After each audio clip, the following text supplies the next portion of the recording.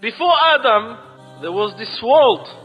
And before this world, there was Allah subhanahu wa ta'ala. And we know Allah Azza wa Jal doesn't have a beginning. Know that Allah Azza wa Jal has an ending. The Prophet Muhammad sallallahu alayhi wa sallam was asked, where was Allah Azza wa Jal before this world? The Prophet Muhammad sallallahu alayhi wa sallam, he said that Allah Azza wa Jal, he had his throne, and his throne was above the water.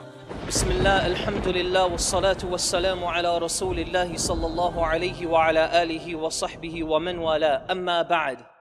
My young friends, this dunya of Allah subhanahu wa ta'ala is so big that there is space in this dunya for billions and billions and billions or more people. But what is this dunya in comparison to what Allah subhanahu wa ta'ala has created out there? It means nothing. It is worthless. So worthless, compare it with the sun. The sun is one star. Take this planet Earth and you place it inside the sun, and you will be able to place 1.3 million Earths in the sun.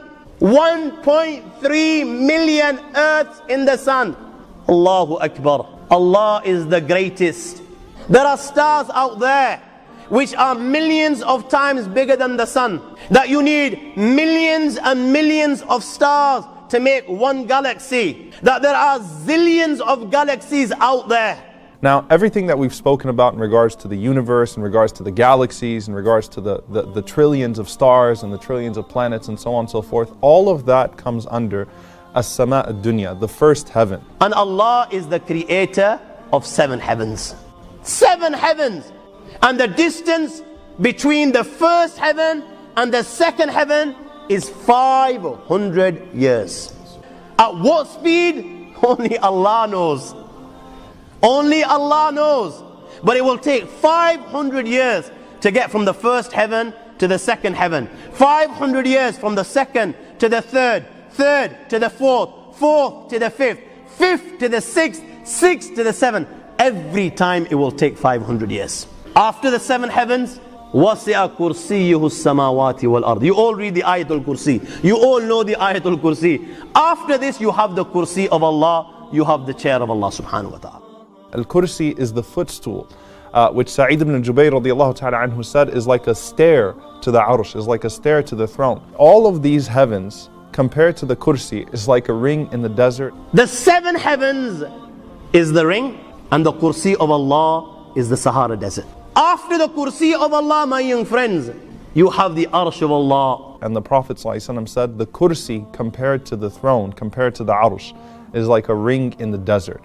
And Allah subhanahu wa ta'ala is above His throne. This time, the ring is the Kursi, and the Arsh is the desert. What is the Kursi in comparison to the Arsh of Allah? Nothing. Then you have angels which carry the Arsh of Allah.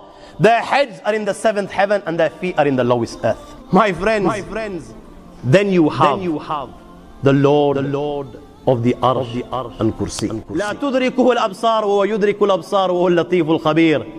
He is beyond the size of Allah, who Allah is, what Allah is. The greatness of Allah is beyond the comprehension of my little mind.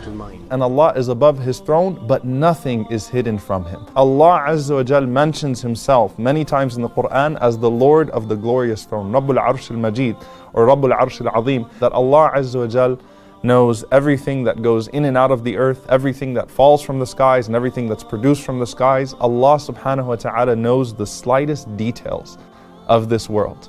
So do not think that Allah subhanahu wa ta'ala is distant. So the Prophet ﷺ, what did he tell us? He said that when Allah subhanahu wa ta'ala completed His creation, He wrote with Himself upon the throne, Inna rahmati sabaqat ghadabi, that verily my mercy overtakes and supersedes my anger.